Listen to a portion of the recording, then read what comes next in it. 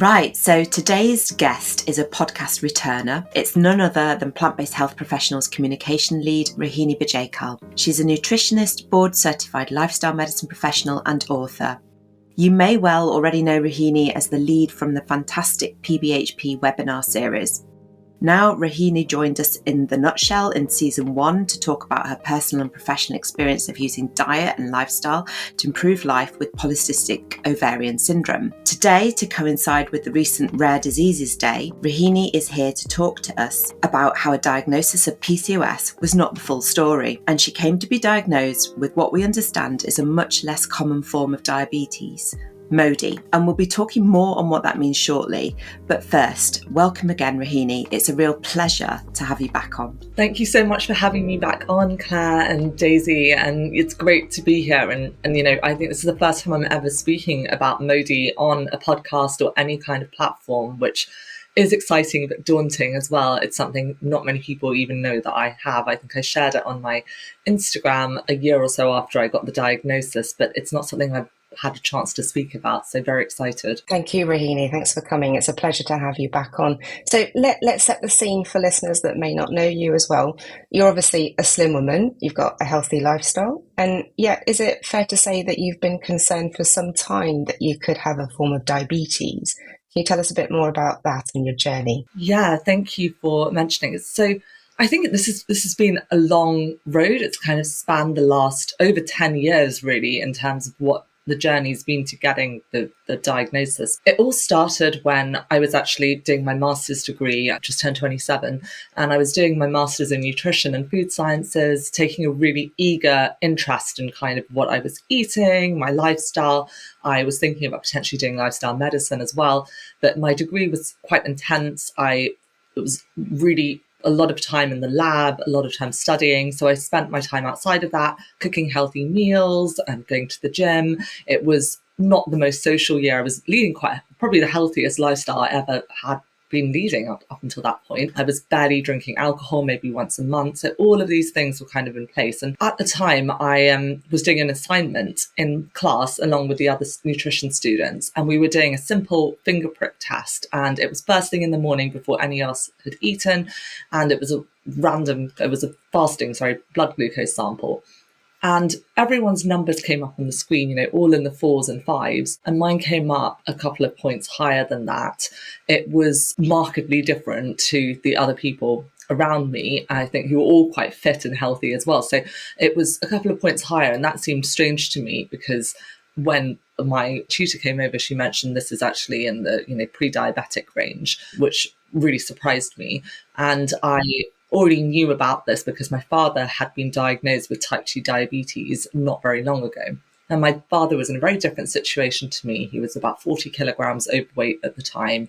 He wasn't exercising much. He was incredibly, leading a very stressful life as a surgeon within the NHS. And he'd been building up for a long time. I was, as you mentioned, young, slim, fit, had a healthy diet. This was a huge shock, but I was like, maybe it's maybe it's the sample's wrong. So we went to the GP and repeated the tests. And yet again, it came out as I was told I have borderline pre-diabetes and I'm on a pathway to developing type 2 diabetes if I don't take action. So that was quite a shock to me, and because I then wasn't really sure what to do. So I started ramping up exercise. I went whole food plant-based. And during the course of the next few years, I did change my diet and lifestyle in different ways. There was a period in the pandemic for a few months where I tried kind of obviously totally vegan, but low carb diet, which I found quite restrictive. And when I was gutted when after 3 months, which is generally the interval where you might check HbA1c, there was no difference. In fact, my HbA1c had gone up 1 or 2 points. I tried whole food plant-based, no oil,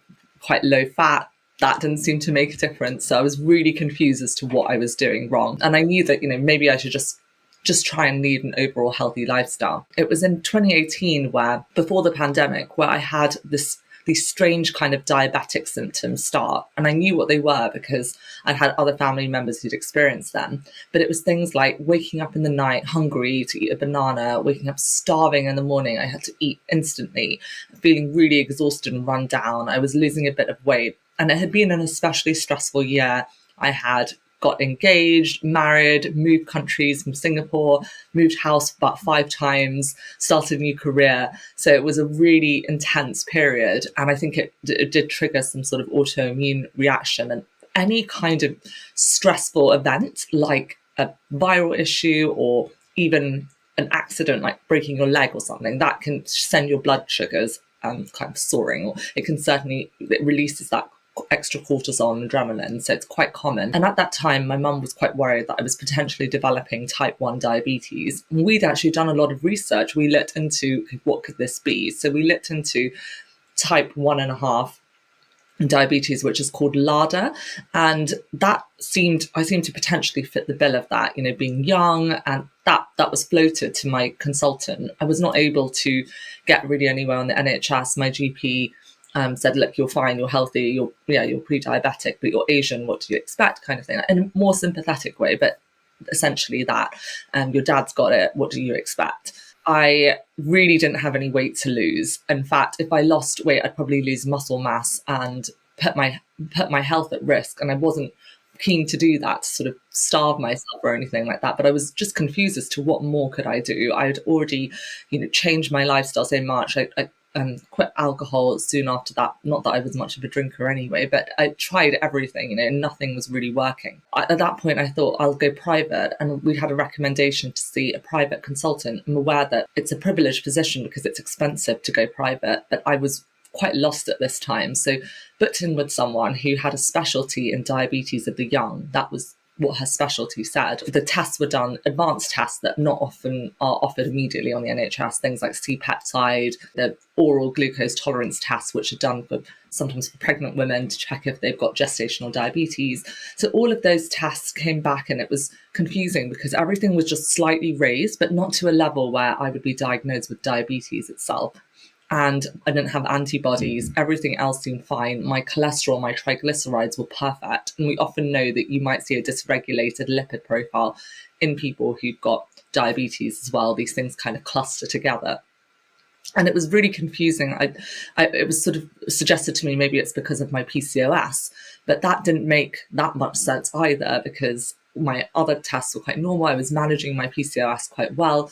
So I then saw endocrinologists for my PCOS, and again was told, just don't gain any weight. You've got to be really rigid. You've got to be really strict. For a lot of people, that could have been quite damaging advice. And it did make me anxious. I did develop a sort of an anxiety if I was eating a chocolate cake, or if I'd had a duvet day. I thought, oh gosh, it's all my fault. I've got diabetes. And I think that's part of a wider issue that we have as a society, which is this very ableist idea that you're entirely in control of your health and it's completely in your hands. And I spent my career trying to educate and empower people about nutrition and lifestyle choices. But I think it's really important to emphasize to people that if there's something that doesn't feel right, please get help. And you may need medications, you may need surgery, you may need further answers. Don't just feel that you have to do everything with nutrition and lifestyle. It should always complement everything you're doing, but it's not necessarily the answer. So it took several more years, and it was only when my younger sister,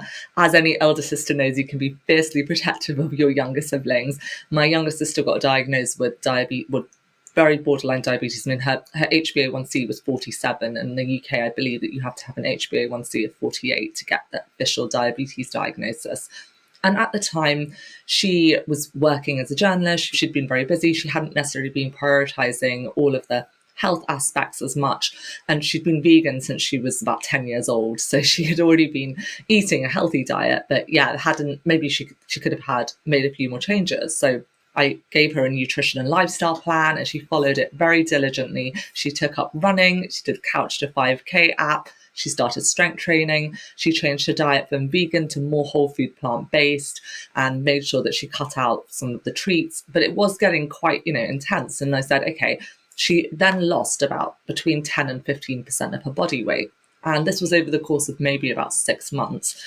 And when she went to get her HbA1c repeated, it hadn't budged a single point. And that really shook me. I thought, what's going on here? We know from every study, and I've read so many studies by this point, that losing about 10 to 15% of your body weight, even losing as little as 5%, can be enough for some people to put diabetes in remission. And we're talking here about people who are classified generally as having excess weight or living with obesity. Both my sister and I were not in that category. So yes, she'd lost a little bit of extra maybe body fat, but she hadn't seen a single result. And she was shamed at this point by her private consultant and told, you've got to weigh yourself every day for the rest of your life. And in the letter that she was sent, she was told she needs to cut out brown rice and blueberries because they have too many carbs. And when I saw that line, I just thought, my goodness, this system is seriously broken. What is actually happening here? So when she was given that advice, I said, well, that's, a prescription for an eating disorder as far as I'm concerned. This is not sustainable. She was then called by the NHS diabetes program. So they put you into this kind of program, which lasts several months, where it encourages certain behavioral and nutrition changes. And I overheard the entire conversation. She was on speakerphone with the diabetic nurse, and she was told things like, you need to stop drinking so much squash and juice. She's like, I don't drink any juice. What do you drink? I drink water. And you need to stop eating so many carbs. And what carbs do you eat? My sister's like, I eat quinoa, I eat loads of different beans. So, beans still have a lot of carbs in it. You need to give up mango, you need to give up fruit. And it was so frustrating to hear this, because she was already leading a far better lifestyle than any 20-something-year-old that I've come across. That's when I said, right, I've got to take things into my own hands. I need to do more digging. So I spent hours reading. I remember it was over the course of a couple of weeks. I just in my pajamas every day reading till about midnight. And I came across a paper which looked at atypical diabetes, and it had a flow diagram. And as I went through the flow diagram, and that was such a beautiful way to kind of lead me to the conclusion, because it was so simple. It was like, do you have diabetes in more than one generation? Do you have a raised fasting blood glucose level? Are you mostly asymptomatic? And it finally led me to this diagnosis of Mody. And I started reading about it, and then I narrowed it down. Within monogenic diabetes, or Mody, it was first written about in the 1960s and then officially put into writing in kind of 1974. Our type of Mody, GCK Mody, glucokinase Mody, was discovered, I think, in 1992, the year my sister was born, actually. When I read about it, I thought, this just sounds exactly like what we have. And this has got to be it. And I'm hoping it's it. I'm praying it's it, because my sister's been told, unless her HbA1c comes down a bit with metformin, she's going to be on insulin. And I did not want that before the age of 30, because I know how devastating that can be and how much that's going to change her life. I did loads of research into Mody online, and I came across a South Asian female doctor called Dr. Shivani Misra, who's the North London monogenic diabetes lead. We live in North London. It was very long to get an appointment on the NHS, so fast-tracked it. Meanwhile, my sister, who'd actually moved to New York at this point, was able to get genetic testing very quickly over there. She went to see one place and she was told, right, you meet the criteria, so I'm sending you off for the Invitae genetic testing. The only way to get this picked up officially is to have a genetic test. You have to have genetic testing, and it does cost quite a bit. I think if you were doing this privately, it can be £1,000 or £1,500 or maybe even more. And hers was fully covered by her health insurance, and it all happened within a few weeks. She got the result back within a month. I would have had to wait for over a year, I think, to do it from scratch in the UK. But once she got her test back as positive, it was very quick after that, because the UK is actually one of the global leaders for monogenic diabetes, and it's all based in Exeter, where they have a whole kind of research centre that looks into this. Monogenic diabetes is not as rare as people think. It is considered a rare condition, and hence on Rare Diseases Day, it's a great one to talk about. But it can account for between 1% to 4% of all diabetes cases, especially in young people. And there are some key characteristics I'll talk about. But just going back to kind of the diagnosis, when we got that on paper, that you have this genetic disorder, there's a spelling mistake in your genes, and this has come down through your family. There are random spontaneous mutations that can occur with Mody, but in my sister's case and my case, it came from my father. There's a 50% chance of passing it on to your child. It's autosomal dominant. So once she'd had the diagnosis, it was very quick for me to write to Exeter. I just wrote to Exeter and said, look, this is my sister's diagnosis, I would like to get tested. Exeter were absolutely incredible. They sent tests off to my uncle, to the rest of my family, because the rest of my dad's siblings also have diabetes. However, they've been tested and they're actually negative. So they do have type 2 diabetes. My father was able to put his type 2 diabetes in remission from changing his diet and lifestyle and losing weight. But what was fascinating is that you can have type 2 diabetes with Mody, and that can make the whole picture really complex. In fact, there are studies suggesting you might be at a higher risk to develop type 2 diabetes if you have Mody. Wow, that's fascinating.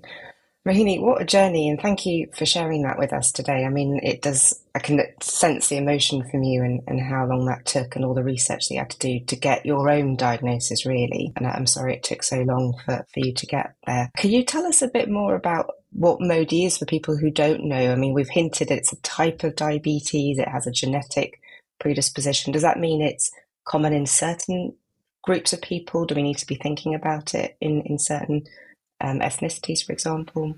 It's such a good question. So I think monogenic diabetes, it's a rare form of diabetes, or atypical in some ways. It's caused by mutations in a single gene. So in my case, it's glucokinase. It's often called GCK Mody for short, or in the US and other parts of the world, they call it Mody2. And the reason they say Mody2, they have Mody3, Mody4. There are so many forms of Mody. They believe there's about 17 forms now, but the Chicago database is constantly researching this and adding to it. And some have been only discovered in the last 5 or 10 years. It's fascinating. Unlike type 1 or type 2 diabetes, which of course are far more common, type 1 and type 2 involve multiple genes. They also involve environmental factors. Even, type 1, there can be things like an environmental trigger and things like nutrition and lifestyle, maternal health, all of that can impact it. Mody is quite distinct from that. So Mody stands for maturity onset diabetes of the young. It was first discovered when, in the 1960s, 70s, when they noticed that there were these mild forms of diabetes in young people that didn't seem to cause the same complications. And just within Mody, there are other forms like HNF for alpha Mody, there are neonatal diabetes, there's transient neonatal diabetes, and it's thought to account for between 1 to 4% of all diabetes cases, potentially more in young people under the age of 30, so maybe 2 to 6%, according to some studies. They don't 100% know. Almost all the research in Mody has been done in white populations. There's hardly any research into ethnic data. I've seen a study from South Korea, for example, that when they've looked at South Asians in the UK, I came across a study finding a far lower detection rate, despite the fact that more South Asians meet the criteria for Mody. They're often not recommended to have genetic testing or denied it. My story is such a long one that one of the things to really highlight is I was told repeatedly, you're South Asian, this is just really common, you have a lot of carbs in your diet, you've got a family history. Yes, I have a family history, but it's because of that genetic history. And you've got to look at it in a really sensible way, that I had a very different phenotype to my father, very different lifestyle, but I was being lumped in the same category despite asking all of these questions. So there is medical racism, there is inequity in the health system where you're just told, you're stereotyped as, oh, your food is unhealthy, it's full of oil, it's full of fat, without knowing anything about my diet. So I did experience that, unfortunately. And when I met Dr. Shivani Misra, she spent her entire career dedicated to researching monogenic diabetes in South Asians, in marginalized groups, and looking at health inequity. And I just felt completely seen and heard. She was so almost excited when we showed her our CGM data, because we'd worn a CGM, my sister and I, for a few weeks to get a better picture of our blood sugars. And she was fascinated at picking this up.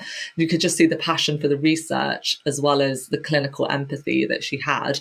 And obviously at that point, I'd already kind of worked out we had it, but she was so reassuring. She really explained that most of the drugs that are currently available, like metformin, are not actually designed for South Asians, where a lot of South Asians, even with type 2 diabetes, it's accelerated because our pancreas sort of packs up earlier and we have less beta cell function. So she was explaining all of this. She was talking about the risks in pregnancy where Mody can get quite complicated. It's so difficult to generalize about Mody because within it, there are some conditions or types within it that require lifelong insulin, and there are others like GCK-Mody which almost require no treatment.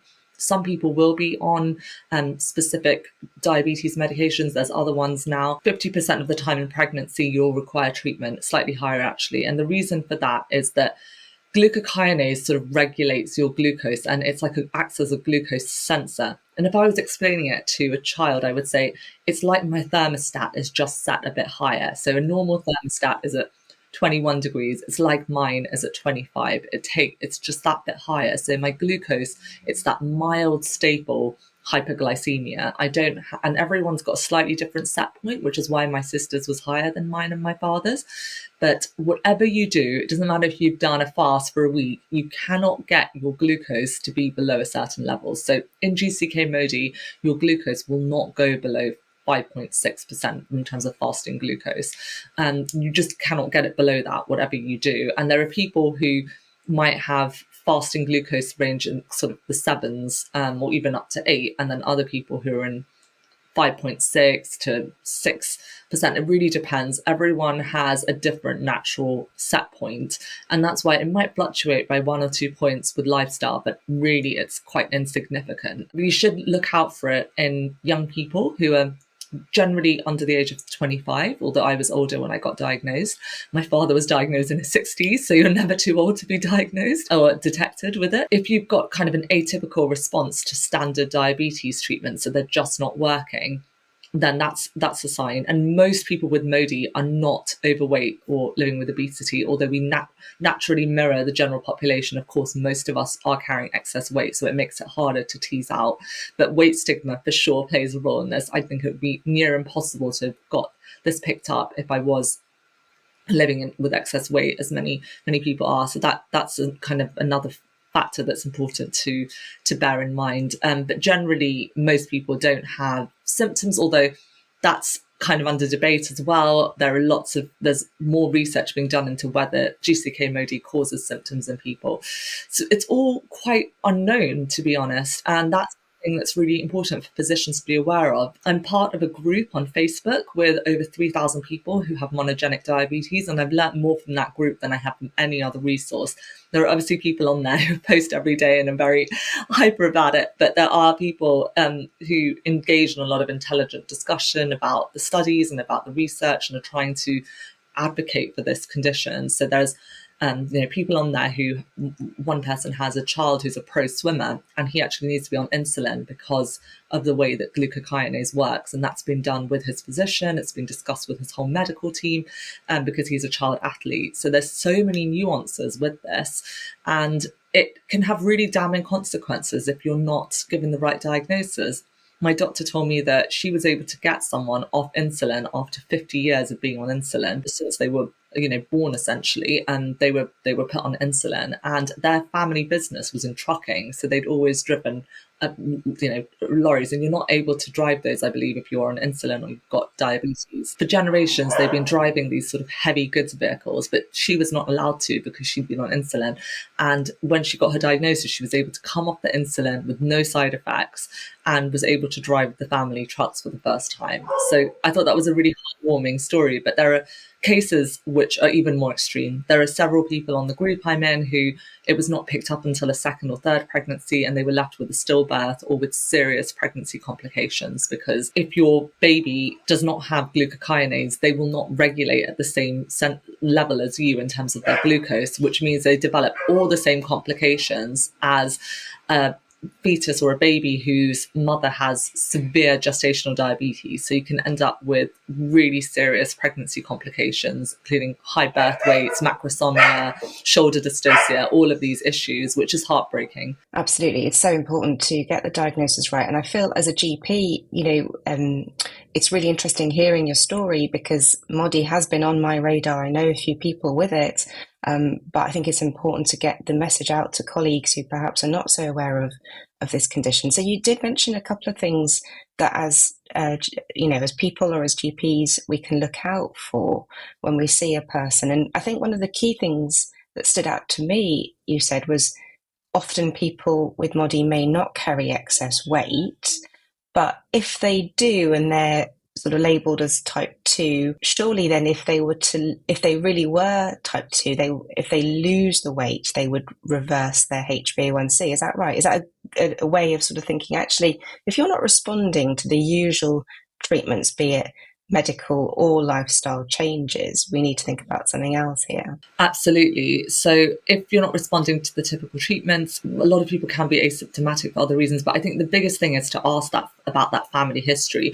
Diabetes will be present in more than one generation. You'll often find very small increase in glucose after meals. So it won't be as dramatic as you would expect in people with type 1 or type 2 diabetes, relatively stable HbA1c levels over time. There's not going to be much of a shift. We know that metformin, for example, makes little to no impact essentially in GCK Mody. So you can take metformin, it will not budge. This is true for even small doses of insulin. So when my sister had spinal surgery for cauda equina, it's quite a serious condition. She was in a long surgery, about 5-6 hours. And when I came to the hospital in New York, they were giving her insulin because her blood sugars were high. And I said, look, she's got GCK Mody. The amount of insulin you're giving her is like putting a drop of water in the ocean. You have to have super high doses of insulin with GCK Mody to overcome the body's natural set point.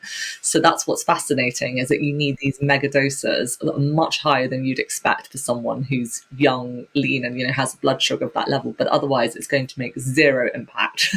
So I was like, you can stop charging us $5 for every unit of insulin. It's a bit pointless. So it's that's kind of what's fascinating, is to do a really good family history, and especially if they're young. A big way that this is picked up, but when I say picked up, 90 to 95% of people with GCK Mody are undiagnosed. I mean, that is staggeringly high, 90 to 95%. I just looked up the data before we chatted, and most people have never heard of it. I'd seen multiple endocrinologists who specialize in diabetes who had never heard of Mody. In fact, when it was floated to one of them by my sister, he said, I don't even know what you're talking about. You don't know what you're talking about. And he had no interest in looking at the fact sheet she presented. So there are fantastic and wonderful doctors. And my current endocrinologist is so, so incredible. And she's incredibly empathetic as well. And I've actually written about GCK Mody for an entire kind of it's been included in this handbook around South Asian health that's been presented to West Streeting recently, because I'm trying to advocate for more diagnosis of Mody and atypical conditions in South Asians. So she's even supported me with my advocacy work. So I really don't want this to be sort of a critique of doctors. I think it's a wider issue that we have in sometimes stereotyping people and not looking beyond those obvious things, and really hearing them when they tell you their history and believing them when they say certain things. I think that's also important. So family history, are there any symptoms we should be looking out for? You mentioned some people don't have any symptoms. Yes, it really depends. There are going to be some cases of Mody with different forms, like HNF4 alpha, where you can have really quite extreme symptoms. You'll often start insulin at a much younger age and things. Usually with GCK Mody, there are no significant diabetes complications throughout your life. There's a small increased risk of microvascular complications. So I do have an increased risk of background retinopathy. So I am screened on the NHS. But generally, you're going to have quite stable HbA1c levels over time, and it's mild or absent symptoms. What's confusing is there are people who have symptoms, and my sister and I have experienced hypos as well, which was thought not to be associated with the condition. And it's always complicated. If you've got other conditions in the background, like PCOS or autoimmune issues, you maybe the way that this gene interacts is also expressed differently. We just don't know all of these things. There are certainly people on the groups that I've read about who do have some symptoms, and things like in children, it might impact growth or bedwetting or other things like that. I certainly found that when I was a child, my sister and I both have this, where we have a lot of increased thirst. We can go through 4 litres of water a day, and we often need to pee more, common diabetic symptom. And I'm completely incapable of skipping meals. So fasting is incredibly difficult for me. I've never really done intermittent fasting. My sister and I are both 5'8" and 5'9", and it's never impacted our mental or physical health in an obvious way, certainly. And definitely one of my paternal grandparents had it, and they both had slightly raised sugar, so it's difficult to say who, but they both lived to their 90s. So I think that it's safe to say that it's positive. Of all the types of diabetes I could have, I do feel that this is probably the best one. Although any diabetes carries stigma. Sometimes when I explain it to people, they say, "Oh, I know someone who had diabetes and they went low carb," and I'm like, "Yeah, that's not going to work for me. Don't worry, this is a different form." So that it's part of an overall issue. I don't want someone to think, "Oh, this is the better kind because of, I didn't get this because of something I did." I think all diabetes should be treated with compassion and empathy, because genes can be a powerful thing, and that's why it's important to still maintain a healthy lifestyle and diet. And I do that regardless of my doctor saying, it's not really going to impact your diet and lifestyle. If there is a higher risk of type 2 diabetes, which I already know I'm at higher risk of, my father had it and we've got other family relatives who've had it, I want to do what I can to keep myself healthy. And I do it for all the other benefits as well, obviously for the planet, for animals, but also my health in so many other ways. Glucose is just one marker. One shouldn't just focus on one thing. It's looking at that overall picture of your health. So since I got my diagnosis, I was able to gain about a stone, maybe 5 or 6 kilograms, which has been much healthier for me because I've been strength training, eating much more to put on muscle, and it's really enabled me to have more quality of life rather than worrying that if I put on a few kilograms, I'm going to develop type 2 diabetes. In fact, it's made zero difference to my HbA1c. It hasn't budged even 1 point. So that's quite fascinating. Sometimes we see weight gain as a negative thing, but it can be very helpful, especially to maintain muscle mass. I have tweaked my diet a little bit as well since then, which I can talk about if you'd like. Yes, that was going to be my next question. In fact, in terms of diet and lifestyle, we know that there is a lot people can do to manage pre-diabetes or type 2 diabetes, but is this different? Like you said, is there any benefit to changing your diet if you have Mody? There isn't any strong evidence on it. They've done a small study looking at low carb diets, and they found that actually having some intake of carbohydrates is good for Mody because it can leave you feeling quite fatigued otherwise. There was another study showing that slightly moderating carb intake may be helpful for Mody rather than having a super high carbohydrate diet. Obviously, the quality of the carbs matters, as we've always talked about. Those complex carbs, legumes and beans and, intact whole grains. Because of my polycystic ovary syndrome, which I've done a whole episode with in a nutshell on, as you heard, insulin resistance is a driver for PCOS. And sometimes it is difficult for me to tease out what could be related to Mody, what could be related to my PCOS. But I do find that eating an overall higher protein plant-based diet serves me really well. It keeps me satiated. It helps maintain good body composition, keep visceral fat low. I definitely feel more energetic. So I'll often have meals that are things like I'll have a big tofu stir fry with loads of vegetables, and sometimes I'll add in things like soba noodles, but sometimes I'll skip it and have more veg. I certainly eat a lot of starchy veg and carbohydrates. Every single day I eat porridge, but I would add a pea protein powder. I would add lots of flax seeds. I make sure that my snacks are balanced so that if I'm feeling snacky, I'll have things like soy yogurt with blueberries and some walnuts, or I'll make a homemade smoothie. I'm mindful of my diet. I'm very mindful of the fact that I can get hangry, and my sister feels the same way. So we often have snacks in our handbag, even if it's crudités and homemade hummus, or we'll make sure that we carry things with us. I've had incidents in the past when I was much younger, and I unfortunately used to binge drink, where I've actually had blackouts, and after very small amounts of alcohol, relatively speaking, I've been drinking with friends and find that after a couple of glasses of wine, if I hadn't eaten enough, which is sometimes the case at university, and it's quite common in British culture of going to the pub after work and not have had dinner yet, I've actually had quite serious medical incidents from that, where I was in hospital twice, and that's one of the reasons I also stopped drinking, because it was so unpredictable. Most people wouldn't be that way if they'd had a few drinks, whereas I react really, really badly to alcohol, and it's difficult to say whether that's due to Mody or something else, but I definitely don't want to play around with that. Any amount of alcohol is so harmful to your health, and alcohol can be dangerous for people with diabetes. It dramatically lowers blood sugar, and it can make blood sugars very unpredictable. Things like COVID, when you've got COVID, your blood sugars can go a bit higher. I found I was constantly hungry during COVID. I could not stop eating.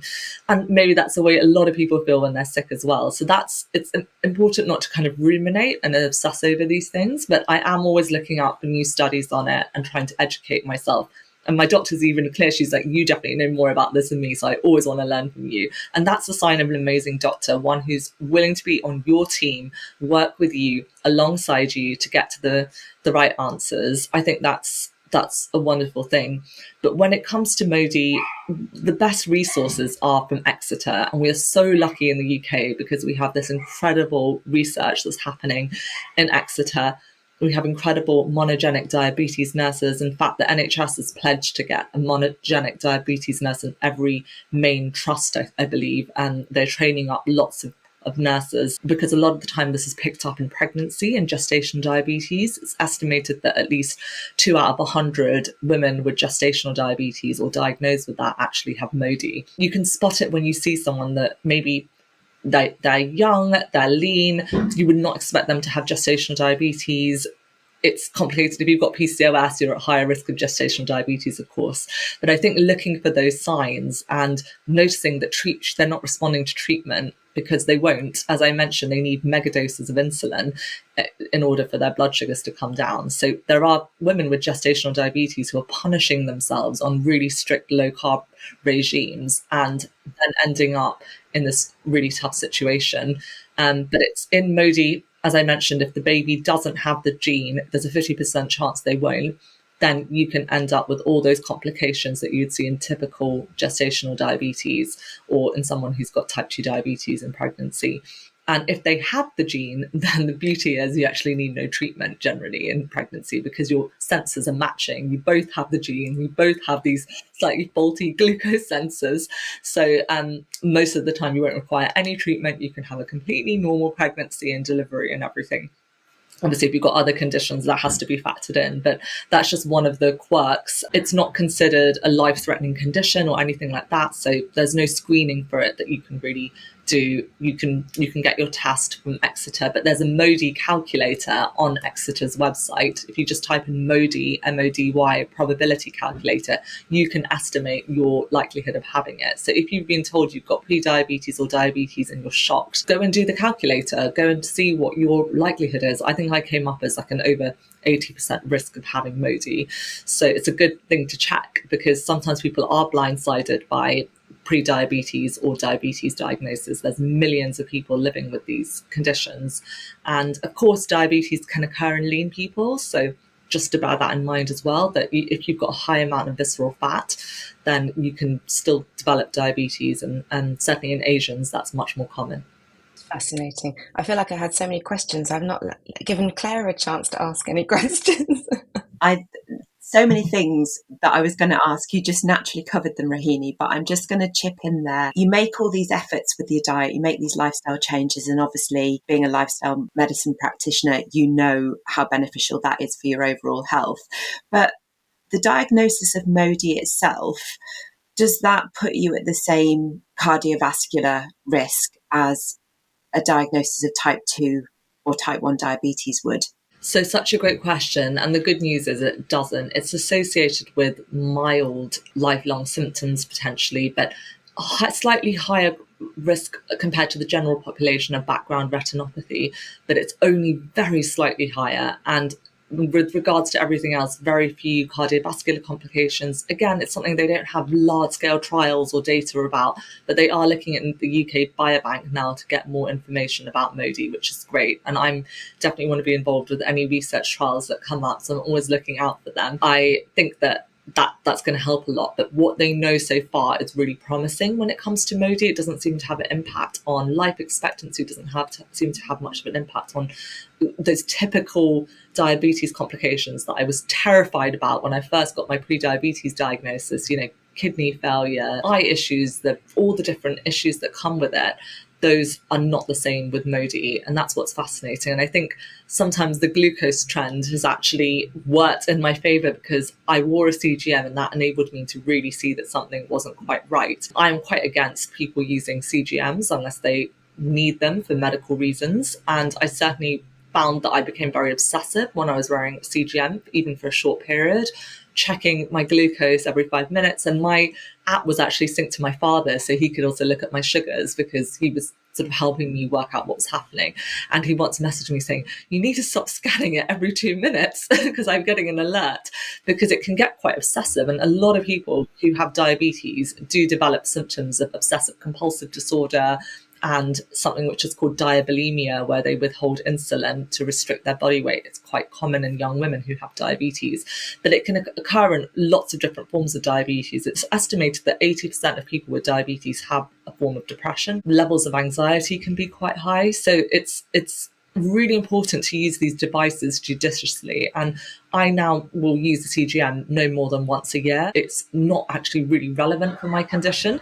It's being used by my doctor to look at certain things in relation to other areas of my health, but it's not something that is offered on the NHS. So it's about £50 for 2 weeks of use. What's really sad about Mody is that there's no consensus in lots of different NHS trusts. So in some NHS trusts, if you've got one of the more severe forms of Mody or a different form which requires insulin, you might not actually be eligible for a CGM, whereas in another trust you could be. And there's a huge amount of disparity over the care in Mody, and it isn't joined up. You're put in the same bucket as having type 1 and type 2, really, in terms of the screening. So every year I'm invited for all this different types of screening. And I've told my GP, it's fine if you don't want to do this because it's actually not really relevant. Maybe I can do it every 5 years or something. I'm still young and healthy. You have to declare it. I was filling out my life insurance forms and updating it yesterday and had to declare that I've got diabetes, but it's quite frustrating because I'm paying then a premium, but it doesn't carry the same risks as type 1 or type 2. So that's another frustrating aspect of it for sure. Can I just ask on that though, if it doesn't carry the same cardiovascular risks, so we know how important, say, exercise is for cardiovascular health, and we haven't really touched on exercise. Can exercise make a difference to Mody? It will make a difference in the way that exercise, especially high intensity exercise, for example, can raise blood glucose in the short term. It can be kind of a stressor, but it will not have an impact on HbA1c. There is nothing you can really do to change that HbA1c. Even if you starve yourself, you will still be at that minimum threshold with GCK Mody. So it's not going to make an impact. And that's not me saying diet and lifestyle. I hope the headline is that nutritionist says diet and lifestyle does not matter for diabetes. That it's the reason I'm getting at that is that it's so easy to punish yourself or feel like, oh, I'm not doing enough with my nutrition, with my lifestyle. But if things are not changing and something's not right, then do seek help, because it liberated me so much from that feeling of I'm not doing enough. I'm helping all my clients with PCOS. I'm helping clients put their diabetes in remission. And what's wrong? Why can't I help myself or my sister? It's just another aspect to consider, really. Just thinking about all the things you've said there, and it's an absolute miracle that one doesn't come out the other side of this with an eating disorder after that combination of strange advice from healthcare professionals. What you said about the berries and the brown rice for your sister kind of encounter just sounds absolutely terrible to me as a GP. What difference to you personally has having that correct diagnosis made? And from that, what advice would you give perhaps to anyone who thinks they might be in a similar situation? I think it's been absolutely life-changing for my family and I. It's put our minds at ease. I would think about this every day, probably every hour of the day. I would feel incredibly sad, full of shame, defeated sometimes when I got my test results back. I would be left with a huge amount of anxiety leading up to any tests. And obviously most people are not checking their HbA1c or fasting glucose all the time on the NHS. They're just not given that opportunity. I did a mixture of private and NHS. My GP was very supportive of checking this because I wanted to see if anything was making a difference. But I was also conscious that, I don't want to overburden him. So when we got this advice about the berries and brown rice, we paid £500 for that consult privately. And to be told that was just horrifying. But you're totally right. It could change someone's life. And obviously someone ending up with a stillbirth because they've been labelled incorrectly as a gestational diabetic, that's incredibly tragic, to be honest. I think it's been life-changing for me in that it's enabled me to have more freedom around my lifestyle, in the sense of focusing on the bigger picture of health. And part of that includes being able to go out with friends and have a chocolate cake and not worry that it's affecting your blood glucose levels. And do I completely not worry about it? I think it's always, I'm aware of my family risk of type 2 diabetes. I'm aware that I do have diabetes. It might be in milder, more stable form, but it is something that I'm aware of. I do experience some strange symptoms along with my sister, including, as I mentioned, we do get very hungry first thing in the morning, or not being able to, have long breaks between meals. I definitely find that I can feel quite funny and quite faint. So not really sure exactly what is what relating to this, but I think it's given us a lot more freedom in our lives. And it's enabled me to really see that you have to advocate for yourself as a woman, a person of colour, but anyone really navigating the healthcare system if you've got a rare condition. And there are lots of conditions out there which do not have a label yet, which do not even have a name. Just because someone has all of these symptoms or conditions and you can't put a name to it doesn't mean it's not real. For them, it's very real. And just because it can't be put into a neat category doesn't mean you shouldn't keep looking. And in fact, Chicago actually has a database of other rarer atypical forms of diabetes. There are other forms that don't fit into Mody or type 1 or type 2 or LADA, which is type 1.5. There are other forms that are so rare, they are being researched by Chicago. So if you don't fit any of those forms, it doesn't mean that you don't have a genetic form of diabetes. It might just mean that maybe because you're South Asian or you're African or you're Korean, that maybe that gene hasn't been identified because most of the research is not being done on those ethnic groups. So that's just something I want to mention as well, is that don't feel invalidated by not having a diagnosis as well. I wish that I had got this diagnosis even earlier. I'm incredibly grateful that I have it now, because it enabled us to even find my dad's long lost second cousin who lives in Fiji. And when he came over to visit us after 20 years of not seeing our family, he happened to be in the UK for a reunion. I noticed him taking insulin at the table, and I said, "Oh, I'm surprised you're," I talked to him privately, and I would never say that to someone at a dinner table. I was like, "I'm surprised you're taking insulin. You're so fit. You clearly are so active." He was in incredible shape, and he was in his 60s but in incredible shape. And when we started discussing it, it was very clear that he likely had Mody as well. So he's got sent off for genetic testing. And I'm very sure that it'll come back positive based on the fact that he's also from my dad's side of the family and has been on insulin for years. And it's quite fascinating to realize how far this can spread and how many lives this can change. And just tracing my family tree is really interesting, and realizing how far this can go. It can occur spontaneously, just to say that, but it's quite rare. I mean, the other thing you mentioned was that there is this pool of nurses, isn't there, that's going to be specialising in Mody. So hopefully the more people who get a diagnosis, the more that will be funneled off to a better brand of perhaps lifestyle and management advice than they're getting in the normal type 2 diabetes management programme. I would love there to be more research into the impact of nutrition and lifestyle on Mody. I think that it would be hugely beneficial. And I think that it's really sad that more people are still, like other forms of diabetes, being pushed towards a low carbohydrate, animal-based diet rather than a diet that can help them in so many other ways. And certainly I feel incredibly well on my plant-based diet, doing strength training and spending time with friends, spending time with community. It's really everything. And I will say that I think for everyone who has diabetes, and really even if you don't have diabetes, I think that ensuring that you're getting plenty of legumes and soya and plant protein with most meals, making sure that you are strength training and that you are focusing on that overall healthy lifestyle can be game changing. It certainly reduced some of my symptoms as well. And just really embracing things like building muscle, especially if you're over the age of 30, where we lose lean muscle mass. So much of the time you can just focus on looking at things in a very single-minded way, like just looking at cardio or running or just looking at strength training. I think having that hybrid combination, and this is true for your diet as well, is sometimes zooming out and realizing that maybe adding in some more of those fun foods and treats is going to help you sustain that lifestyle and help you feel happier and actually help your overall health. It's quite amazing to have the diagnosis, and I am always keeping my eyes peeled if I come across anyone. And actually, when I shared it on my Instagram, one of my husband's classmates from university across the pond, got in touch with me saying he's going to send off his test for Mody because he's pretty sure he has it after reading my story.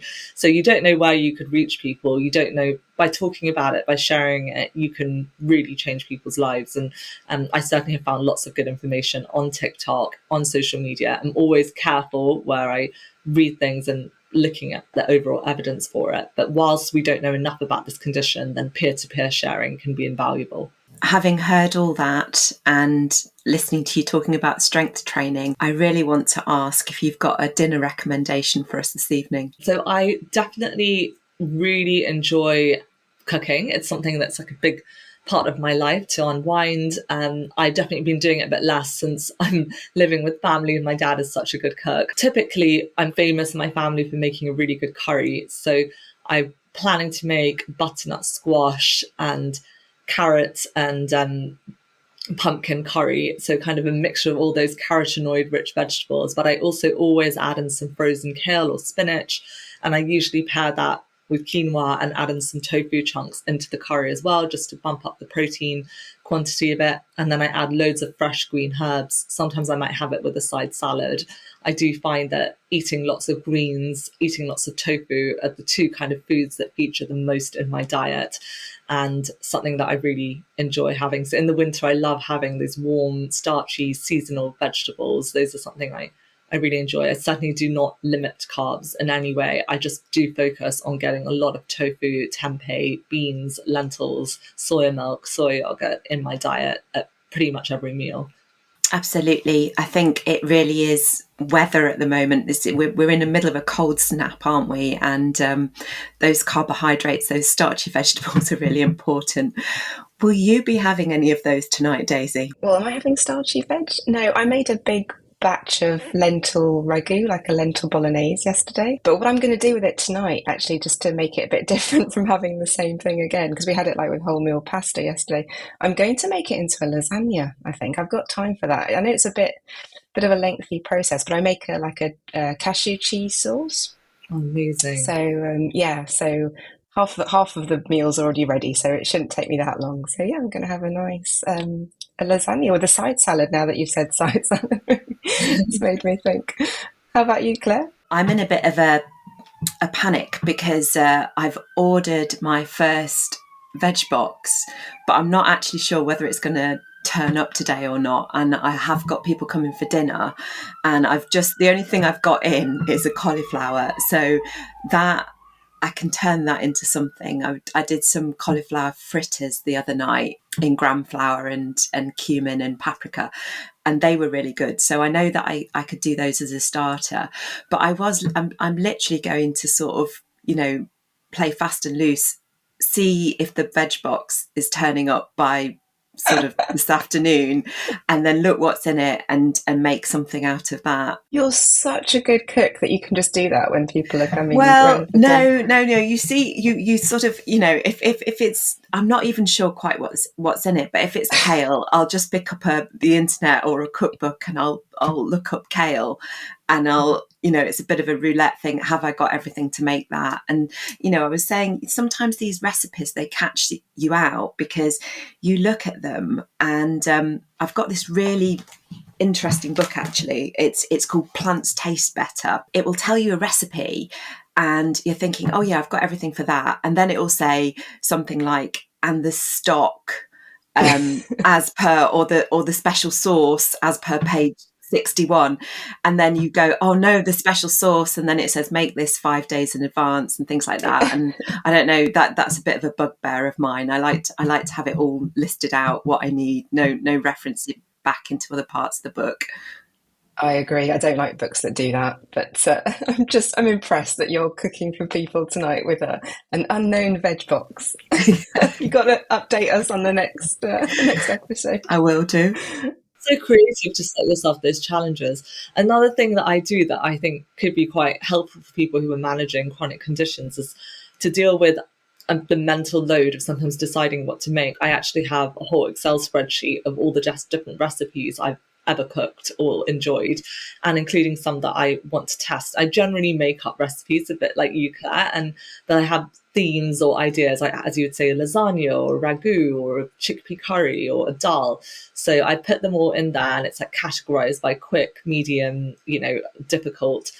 And I just will look on there sometimes if I'm struggling, or if I have one vegetable like cauliflower, I'll type in cauliflower and look at my database of little recipes, the ones that I enjoy, and that really takes away the mental load. And I think it can help a lot when you do have to be on top of your lifestyle a bit with chronic conditions and making stuff easy for you. But I do find planning ahead really helpful, and not letting kind of perfection be the goal. I think when I was trying to be really strict whole food, plant-based, no oil, it was just stressful. It was difficult. I don't really think it was any healthier. I eat loads of olive oil now, and my skin and my hair and everything is definitely healthier, having more healthy fats.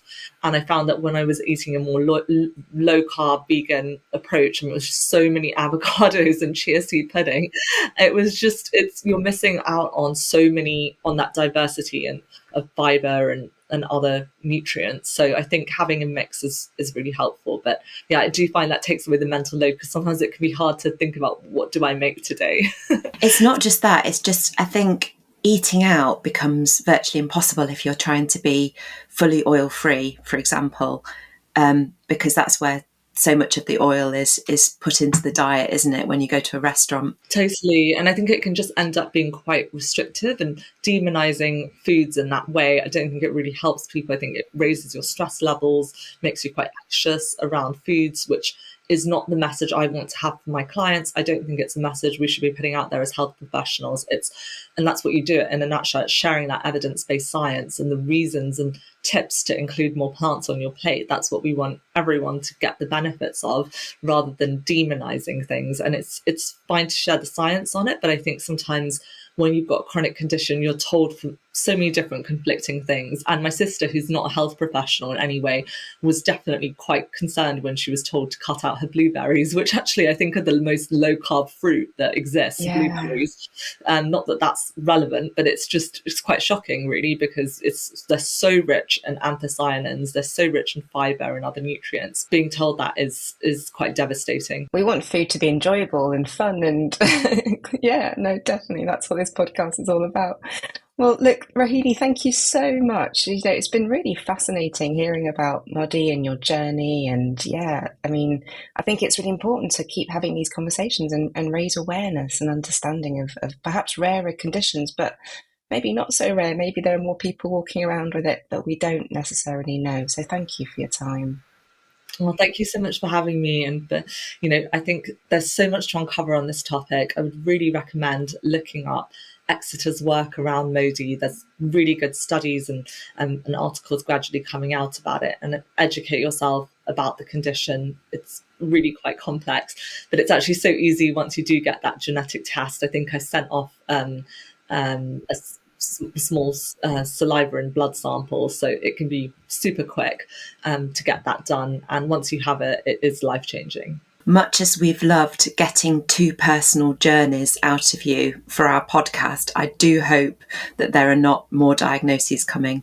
I hope so too. I think it's, but at the same time, I think, I've got so much confidence in dealing with these things now. I know that I'm living a lifestyle that's sustainable, joyful, just really abundant for me, and definitely the happiest I've ever been, like having this information and having the care of some incredible doctors on the NHS, which has just made me so happy, and being able to advocate for this. And I think what I want is for everyone with diabetes to know that not to feel stigmatized for their choices or for anything, and realizing that diabetes is not a choice. Whether someone has type 1, type 2 or Mody, it is not a choice. No one would willingly choose diabetes. So we need to support people who have it, rather than assuming things about them, and just giving them the tools to improve their health, and not only focusing on those numbers. I think it's very natural when you've got diabetes to fixate on the numbers that you get in your results, the numbers on your glucose monitor. And that can be a really difficult situation when you're basing your self-worth and your self-esteem on some essentially relatively arbitrary numbers.